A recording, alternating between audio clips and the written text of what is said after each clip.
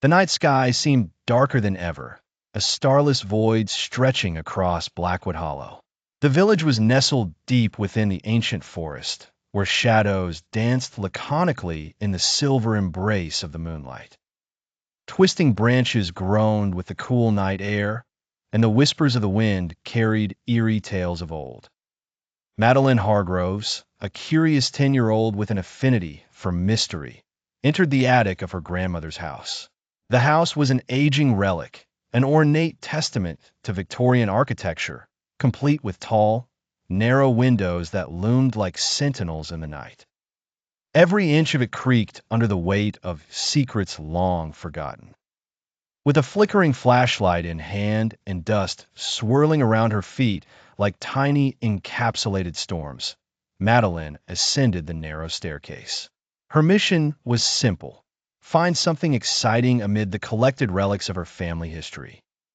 The attic was a museum of antiquity, filled with elaborate furniture cloaked eternally in dust and cobwebs. Her breath caught when her light fell upon a peculiar wooden box in the far corner. It was dusty and brittle with age, yet emanated an odd allure. Upon opening it, she uncovered an exquisitely crafted doll, nestled in faded satin.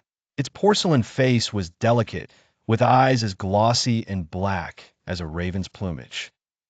As Madeline cradled the doll, a sudden chill swept through the attic, carrying with it the scent of decaying flowers. She hesitated, setting the doll on a nearby trunk. Turning to leave, she heard a soft thud. Her heart faltered as she glanced back. The doll had fallen to the floor, as if it had jumped in a short moment her back was turned. Dismissive of her apprehension, she repositioned the doll, but felt an inexplicable urge to gaze deeper into its eyes. The room seemed to dim, and the whispers of the forest grew louder, their unintelligible murmurs seeping through the rafters.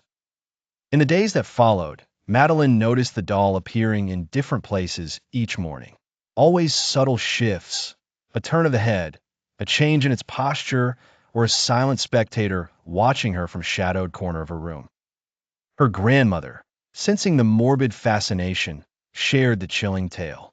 The doll once belonged to Amelia Blackwood, a young girl from a century ago who vanished without a trace.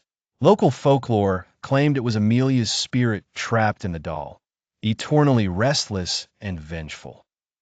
Intrigue turned to dread when Madeline awoke one night to find the doll nestled against her chest, its glassy eyes mere inches from hers. She swept it away in terror, only to find it perched perfectly upright by morning. As the days turned into weeks, Madeline understood that the doll was more than a mere artifact.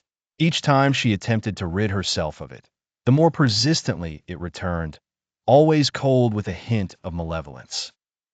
Her room grew colder, and she began hearing faint whispers of child's laughter echoing in the dead of night.